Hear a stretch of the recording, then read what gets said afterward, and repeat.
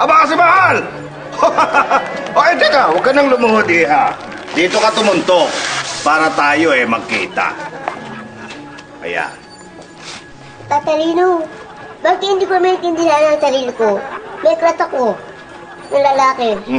Tapos iba naman, iba na lalaki ang crush ko. Ba't ganun? Teka, mahal ha? Kahit ako hirap kang maintindihan. Sa mga pagkakataong ganito, subtitle ang kailangan. Ha? Ay, sorry nga. Oh. Ayan, okay na. Ayan. Sige. Ngayon, balikan natin ang iyong katanungan para mabigyan natin ng kasagutan. Tatalino, bakit hindi ko maintindihan ang sarili ko? Kasi may crush ako ng lalaki. Tapos, kasi may iba na namang crush ko. Bakit hindi ko maintindihan ang sarili ko? Ang sususi ko. Di mo madama kung marami kang minamahal.